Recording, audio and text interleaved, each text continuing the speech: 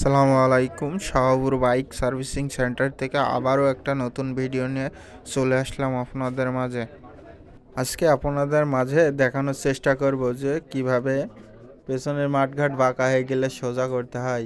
পেছনের মাঠঘাট সোজা করতে হলে প্রথমে সিটটা খুলে নিয়ে পেছনের ব্যাক কভারটা খুলে তারপরে পেছনের মাঠঘাট থেকে ক্ল্যাম্পটা সম্পূর্ণভাবে আলাদা করে নিতে হবে।